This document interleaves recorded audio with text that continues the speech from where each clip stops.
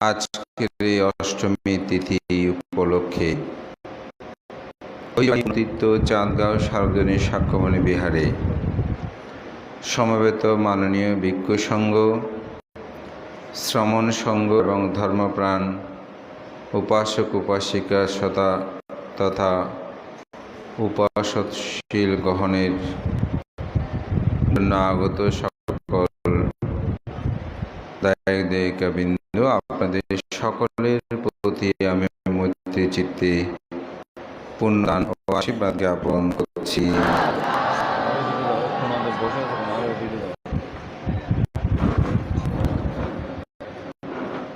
আমরা সকালবেলা প্রতি অষ্টম অমাবস্যা পূর্ণিমা তিথিতে আলোচনা করে থাকে আধা ঘন্টা সময়, 10:30 পর্যন্ত।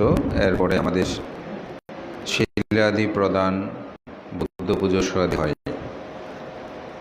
আজকে সকালবেলা আমি দেশনাটা করব, বিকেলে আসলে আজকে একটু পতেঙ্গায় আমার এই বছর যাওয়া হয়নি অষ্টম অমাবস্যা তিথি উপলক্ষে, তাই আজকে সকালবেলায় আমি দেশনা করব, বিকালে আমাদের ছোট বান্তারা দেশনা করবেন। ধর্মপ্রাণ উপাসক উপাসিকা বিন্দু, বুদ্ধ ধর্ম দর্শনে দান একটি গুরুত্বপূর্ণ বিষয়। ভগবান তথাগত বুদ্ধত্ব লাভের জন্য তিনি দান পারামি, দান উপপারামি, দান পরমত্ব পারামি পূর্ণ করেছেন। এই 300 পারামি সম্পর্কে আমি অবশ্যই অনেকবার দেশনা করেছি, এই বছর হয়তো করা হয়নি। যদি আপনারা বললেন যে কোনো একদিন হয়তো এটা করব। তো বুদ্ধের ধর্ম দর্শনে দানটি অতীব গুরুত্ববহ এবং মানব জীবনে এই দানের প্রয়োজন আছে। কেন প্রয়োজনীয়তা আছে? কারণ দান যদি না থাকে, অর্থাৎ দান পারামিতা যদি না থাকে, আপনি দুর্লভ মানব জন্ম গ্রহণ করেও এই জীবনকে অতিবাহিত করতে পারবেন না। একটা ছোট্ট উদাহরণ দিয়ে বলি, মাতৃগর্ভে কথা বলবো না, ভূমিষ্ঠ হওয়ার পরে একটি সন্তান যখন ভূমিষ্ঠ হয়, যদি তার দানপারামি না থাকে, তাহলে সেই আহার গ্রহণ করতে পারবে না, অর্থাৎ কোনো খাদ্য, দুধ সে গ্রহণ করতে পারবে না অথবা পাবে না। সেটা যদি না পায়, কি হবে? তার মৃত্যু হবে। আয়ু থাকলেও কিন্তু তাহলে তার মৃত্যু। আজকে আমি অসৎ পুরুষের দান এবং সৎ পুরুষের দান, এই দুটি বিষয়ে একটু আলোচনা করব, যেহেতু সকালবেলা সময়টা কম। তো ভগবান তথাগত বুদ্ধ মজ্জিমা নিকায়ের চুল্ল পুণ্যনাম সূত্রে তথাগত বুদ্ধ এই 5 প্রকারের অসৎ পুরুষের দানের ব্যাখ্যা করেছেন। বুদ্ধ বলেন, হে ভিক্ষুগণ, এই জগতে এমন অনেক অসৎ পুরুষ আছে, তাদের দানগুলো দান হলে এটা অসৎ পুরুষের দান হয়। কীরকম? প্রথম হচ্ছে আসাকাচ্ছা দানাং দেতি, আসাকাচ্ছা দানাং দেতি, অর্থাৎ অগৌরব করে দান করা। অনেক মানুষ আছে দানটা করার সময় গৌরব করে দান করে না, অর্থাৎ যদি বলে অনেকটা শ্রদ্ধা মতন, অর্থাৎ শ্রদ্ধা করে তিনি দানটা প্রদান করে না। এমনি দেওয়ার আছে দিচ্ছি। অনেকে আছে যেমন নিমন্ত্রণ করছে, ওনার ইচ্ছা নাই নিমন্ত্রণ করার, কিন্তু গ্রামবাসী ধরবে, মানে বাধ্যতামূলক না বলতে হবে, ওই অর্থে তিনি বলতেছে। যেমন অনেক মানুষকে দেইতি, অর্থাৎ অগৌরব করে দান করা, এটাকে বলা হয় অসৎ পুরুষের দান। এই দানটা কিন্তু সৎ পুরুষের দান নয়, এটা হচ্ছে অসৎ পুরুষের দান। তো পুরুষ বলতে এখানে এই অর্থে শুধু মানে লিঙ্গভেদে পুরুষ, এখানে মহিলাদেরকেও বোঝানো হচ্ছে। এটা আপনারা মনে করবেন না যে এটা পুগ্গল, অর্থাৎ পুগ্গল মানে ব্যক্তি বোঝাচ্ছে। তো এই জন্য এখানে এই বিষয়টাকে উপস্থাপনা করা হয়েছে। দ্বিতীয় হচ্ছে কি আসাহাত্তা দানাং দেতি, সেটা কীরকম? নিজের হাতে দান না দিয়ে অপরকে দাস দাসী দিয়ে দান করা। এখানে অবশ্য একটা দুইটা বিষয় আছে। একটা বিষয় হচ্ছে মানুষটাকে আমার দিতে ইচ্ছে করতেছে না, উনি দরিদ্র, নিকৃষ্ট, ছোট, হীন লোক, এরকম মনে করে আমি কেন দেবো, অমুক দিয়ে দাও। অনেক সময় কর্মচারী বা দাস দাসী যারা আছে তাদেরকে বলতেছে এই তুমি দাও, অর্থাৎ ঘৃণা করে, তুচ্ছ করে নিজে দিচ্ছে না, অপরকে দিয়ে দেওয়াচ্ছে। নিজের টাকা কিন্তু দিচ্ছে অপরকে দিয়ে, এরকম অনেক হয় না? এটা হচ্ছে অসৎ পুরুষের দান। নিজের হাতে না দিয়ে অপরকে দিয়ে দান দেওয়া, নিজে না দিয়ে অপরকে দিয়ে, এরকম অনেক মানুষ আছে। তো বলে এটা ওকে দাও। আবার যদি এরকম হয়, যেমন আমরা সঙ্গদানে গিয়েছি, অনেক সময় দেখা যায় যে দাতা যিনি, উনি শ্রদ্ধা করে অপরকে দিয়েও দেখাচ্ছে, যে ওদের মধ্যে যেন একটু আনন্দ পায়, প্রীতি পায়, যে মনে করতেছে না উনি অতিথি এসেছেন, ওনার দিয়ে দানটা দিই। এই অর্থে কিন্তু আবার অসৎ পুরুষের দান হবে না। যেটা তিনি অবজ্ঞা করে নিজে না দিয়ে অপরকে দেবে, নিজের হাতে না দিয়ে, সেটা হচ্ছে আসাহাত্তা দানাং দেইতি, অর্থাৎ অশ্রদ্ধা করে বা অগৌরব করে যদি নিজের হাতে না দিয়ে অপরকে দিয়ে এই দানকর্মটা সম্পাদন করে, এটা হচ্ছে অসৎ পুরুষের দ্বিতীয় দান। অসৎ পুরুষের তৃতীয় দান কি?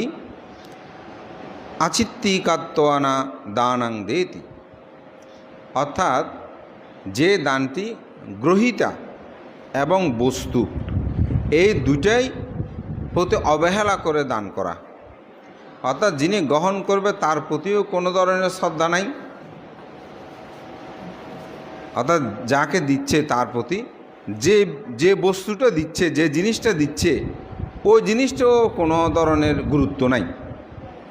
এই ধরনের অনেক দান আছে। এটা যদি একটা উদাহরণ দিয়ে বলে, ফালাসোয়িং দেয় না অনেকে, তো ফালাসোয়িং অনেকেই এমনি দেওয়ার আছে দিচ্ছে, বস্তুগুলোর প্রতিও কোনো শ্রদ্ধা নাই। ভিক্ষু সংঘকে যে আমি দানটা করতেছি, এটার প্রতিও কোনো গুরুত্ব নাই। এমনি সামাজিক কি করব, দিতে হচ্ছে দিচ্ছি, হ্যাঁ, কিন্তু কোনো ধরনের শ্রদ্ধা নাই যে দান করলে আমার পুণ্য হবে, দান করলে আমার জন্ম জন্মান্তরের পারামি হবে, এই ধরনের কোনো চিন্তা চেতনা নাই। যেমন এখানেও আপনারা যখন দক্ষিণা প্রদান করেন, তখন অনেকের মধ্যে দেওয়ার আছে দিচ্ছি, কিন্তু এটার মধ্যে গভীর শ্রদ্ধা টাকাটা দরকার। তাই আমি যখন সৎ পুরুষের ব্যাখ্যা দেবো তখন সেটা পাবো, আগে অসৎ পুরুষের কথাটা বলে। অর্থাৎ এরকম অবহেলা করে, অবজ্ঞা করে আপনি যখন দানীয় বস্তু যেটা দান করবেন এবং গ্রহীতা এই দুইটার প্রতি অবহেলা করে যখন কোনো দানকর্ম সম্পাদন করবে, তখন চিত্তকাত্ত্বা দানাং দেতি, অর্থাৎ গ্রহীতা ও দানীয় বস্তুকে প্রতি অবহেলা করে যে দানটা করা হয়, এটা অসৎ পুরুষের দান। আরেকটা হচ্ছে আপাবিদ্যা দানাং দেতি, বিষধর সর্প গর্তে যেভাবে ছেড়ে দেওয়া হয়, অনিচ্ছায় অপ্রসন্নভাবে দান করা। কিছু কিছু দান আছে, যেমন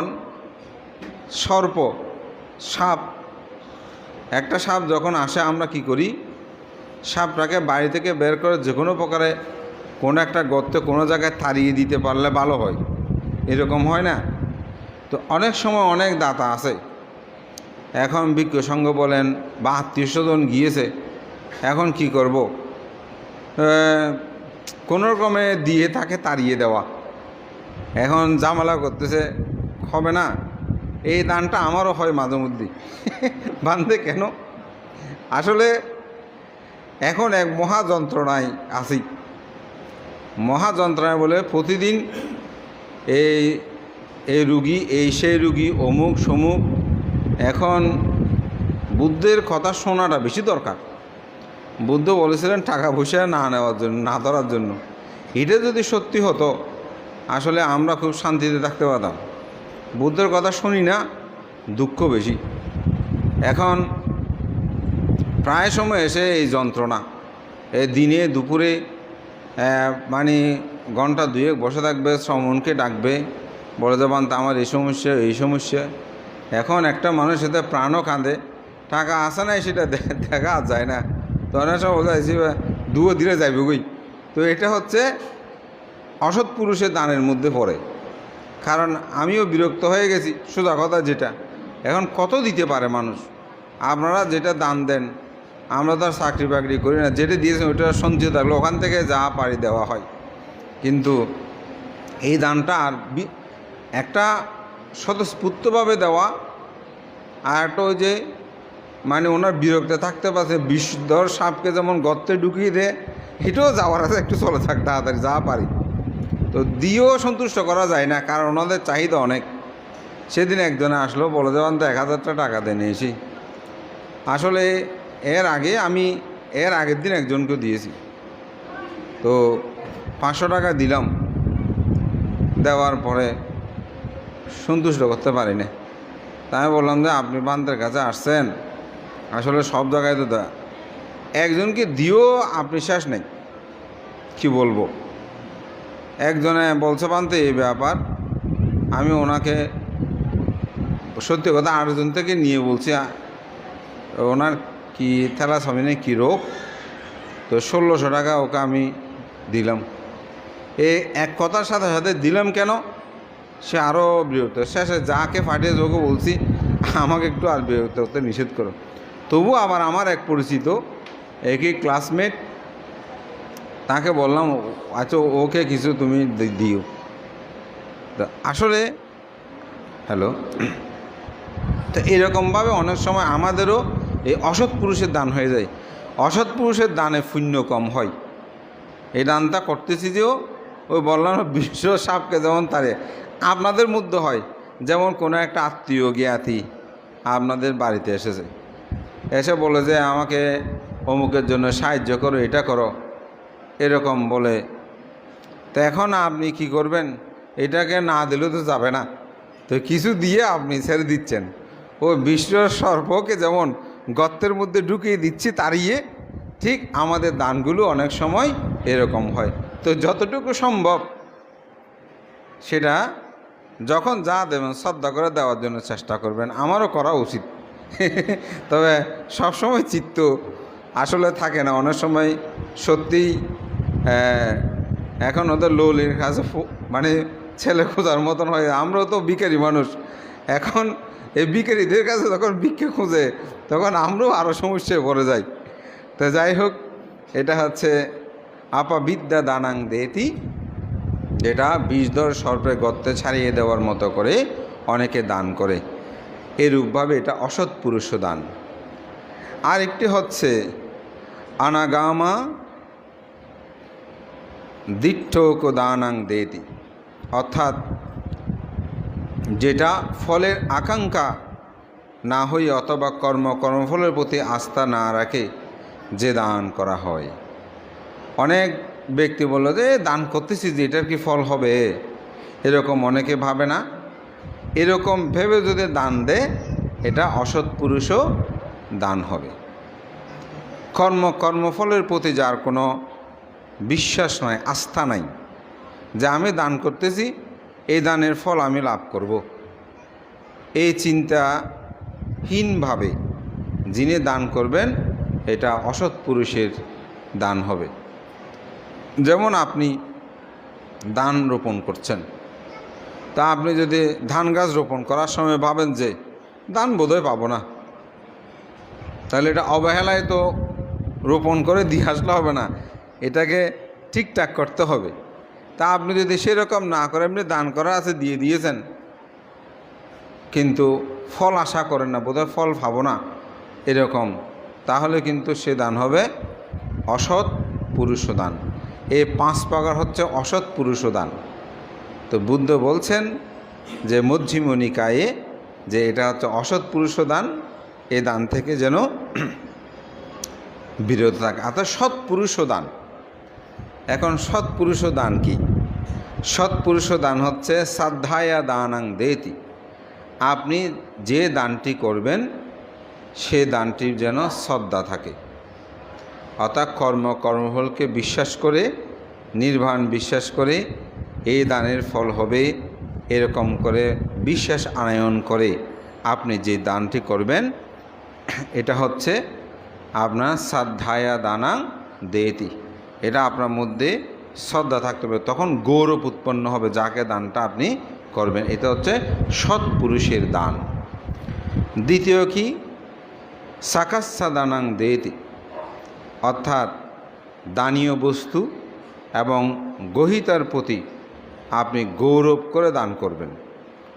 ওইটা তো চিত্তে, কিন্তু দেওয়ার সময় যেন তাদের প্রতি গৌরব থাকে না, উনি এ দান গ্রহণীয়। যেমন মাকে সেবা করবেন, পিতাকে সেবা করবেন, এখন করার আছে করছি না, তাদের প্রতি গৌরব করে সেটা করতে হবে। আপনি অর্থ দিচ্ছেন, বৃত্ত দিচ্ছেন মা বাবাকে, ওগুলো দেওয়ার সময় গৌরব করে দিতে হবে। শ্বশুর শাশুড়িকে সেবা করতেছেন, এটা গৌরব করে দিতে হবে, গৌরব করে সে সেবাটা দিতে হবে। যদি সেটা না দেন তাহলে আপনার দানের যথার্থতা, গৌরবনীয়তা দানটা হবে না। তো গৌরব করে যাহা দান করবেন, অধিকত অগৌরব এটা হচ্ছে গৌরব। তো এবারে সাক্ষাৎসা দানাং দেতি, এটা দানটা মহাফলদায়ক হয় এবং এ দানীয় সকল বিষয় যেন সুন্দরভাবে সুচারুরূপে সুসম্পন্ন করে। কালে না দানাং দেতি, তৃতীয় দান, অর্থাৎ সমুচিত দান করা। সমুচিত দান কি? যখন যে দানটা প্রয়োজন সেটা দান দেওয়া।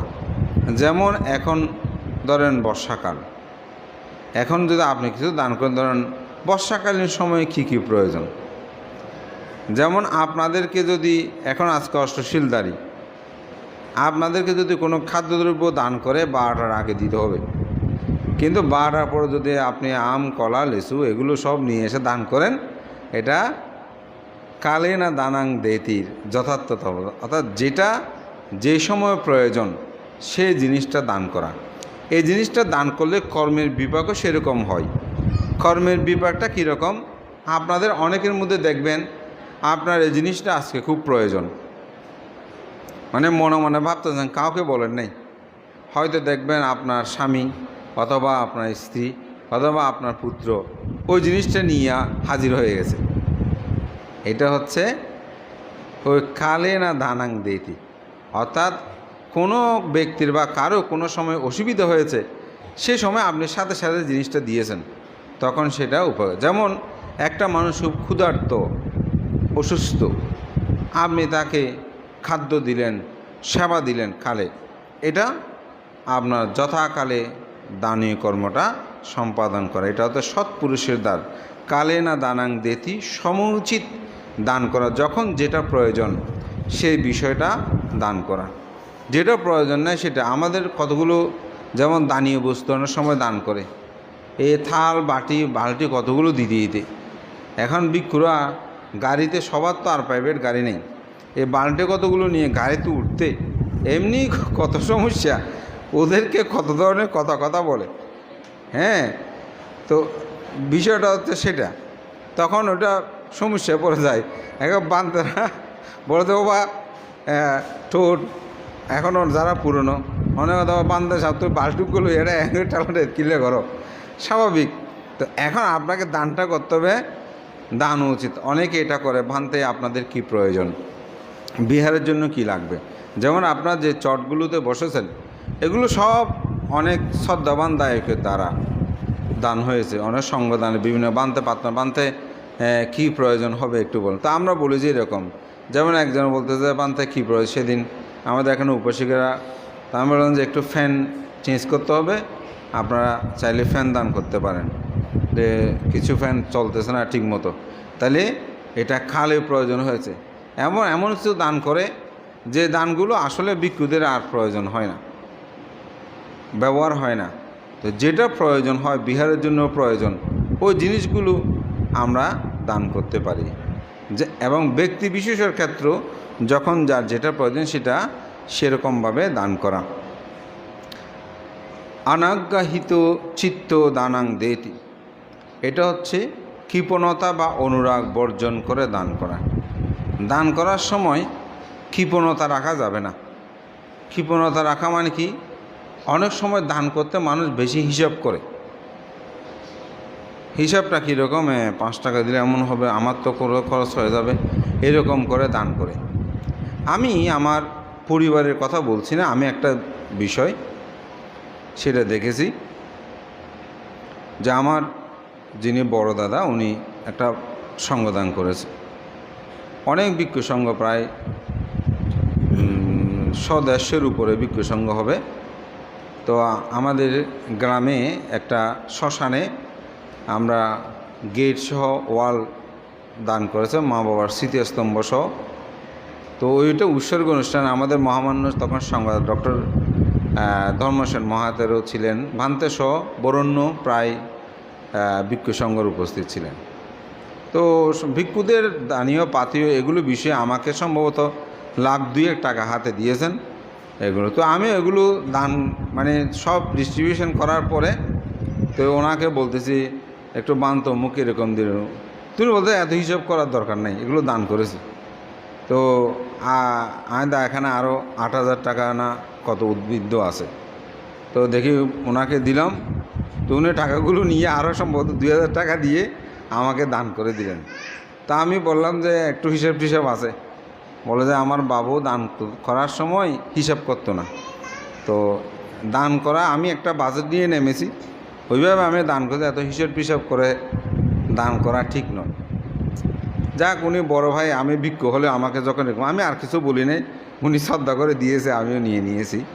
তো পরে আমি এই বিষয়টা চিন্তা করলাম, তখনকার মানুষরা তো এত বেশি বইপত্র পড়েনি আমার বাবারা। এখন আমার দাদাটা আমার বাবা থেকে শিক্ষাটা নিয়েছেন, কিন্তু আসলে এই বিষয়টা কি, তো এটাই হচ্ছে আসলে যে একটু আগে বললাম, অনাজ্ঞাহিত চিত্ত দানাং দেতি, অর্থাৎ আপনি যখন দান করবেন হিসাব করলে কৃপণতা আসবে, কিন্তু আপনি যখন হিসাব করবেন না কৃপণতা আসবে না। তবে বেহিসাবি হওয়াও ঠিক না। বেহিসাবি মানে আমার ক্ষমতা আছে 50,000 টাকা দান করার, আমি 5,000 টাকার হিসাব করলে হবে না। অর্থাৎ আমি একটা বিষয় নিয়ে নেমেছি, যা আছে যেরকম আমি দান করব। যেমন এক জায়গায় ভিক্ষু সংখ্যা বেশি হয়েছে, তো বেশি হয়েছে আর তো উনি দাতা বলতে আপনাকে কেফাং করছে, আপনাকে কেফাং করছে, এরকম করে করে উনি জিজ্ঞাসা করতেছে আপনাকে তো দক্ষিণে দেবো, পাথেও দেবেন, এরকম। তো আমিও ওই ভিক্ষু যেগুলো আসছে, যেহেতু ফাং ছাড়া এসেছে, আমিও মনে মনে ভিক্ষুদের প্রতি মানে একটু রুষ্ট হয়েছে, ফাং ছাড়া কেন আসবে। তো আমি বিহারে যখন গেলাম, গিয়ে বান থেকে বললাম, বানতে আজকে তো সঙ্গদান একটা এরকম ঘটনা হলো, এই ভিক্ষুগুলো ফাং ছাড়া আসছে কেন।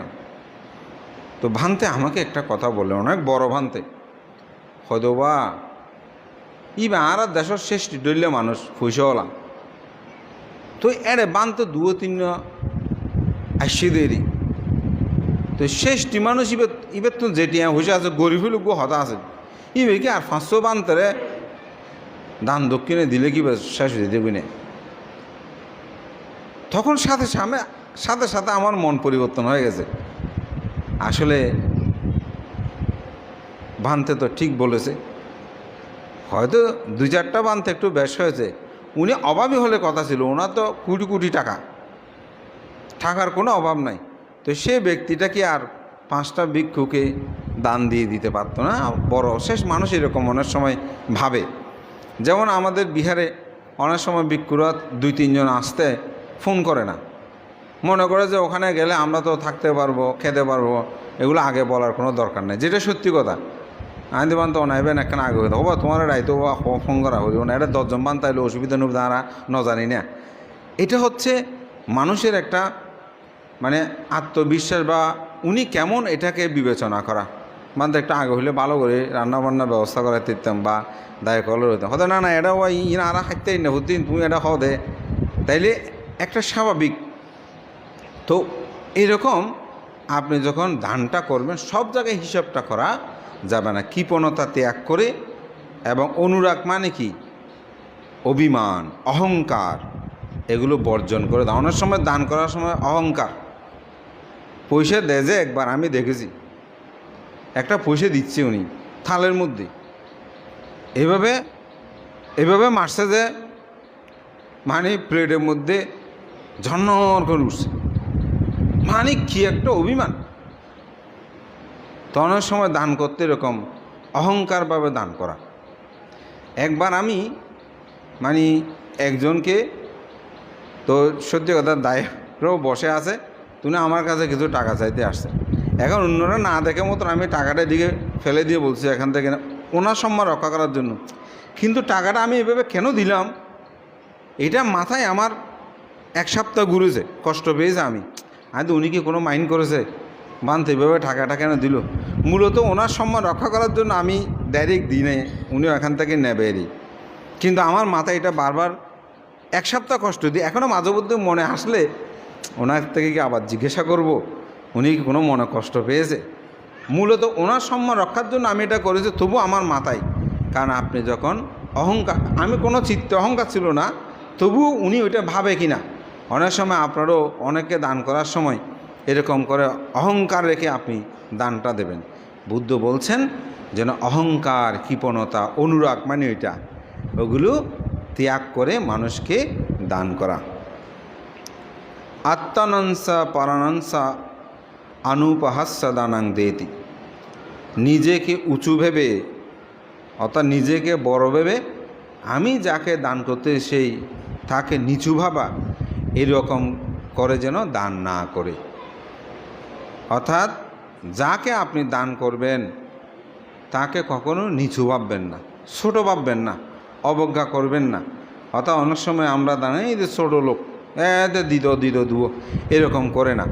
অর্থাৎ আপনি যখন দানকর্মটা সম্পাদন করবেন তখন হিতকামী হয়ে দানটা দেবেন। উনি ছোট হোক, যেন আমি তার মঙ্গল কামনা করছি, সে মঙ্গল কামনা করেই দানকর্মটা সম্পাদন করি।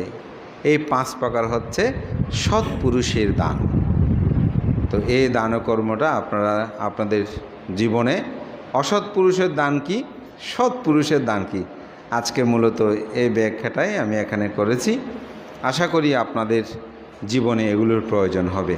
আমাদের প্রত্যেক জীবনে আমরা যেন সেটা ভাবি। যেমন আপনারা ভিক্ষু সংঘকে দান করার সময় আপনারা কিন্তু ভিক্ষুদেরকে ছোট ভাবেন না। আবার কিছু মানুষ আছে, আমি একজন ঢাকার এক সংগঠনের বড় নেতা, তো সেই সোশ্যাল মিডিয়ায় লিখতেছে, বলে যে সব গরিব মানুষের সন্তান, হীন ছোট লোক, এরা সবাই ভিক্ষু হয়, এরা বড় বড় এরকম দান লাভ করে এরকম তুচ্ছ করে। তো আমি মানুষটার কথা শুনে খুব অবাক হলাম। এই কিছু কিছু দানও করে উনি, এত বেশি করে দেয় তা না, শুনেছি কিছু কিছু, কিন্তু ওনার এই লেখাটা পড়ে আমি অবাক হলাম যে উনি তো অসৎ পুরুষ, উনি অপরকে হেয় করে। ভিক্ষু সঙ্গ কি সবাই না খেয়ে আসছে যে এখানে?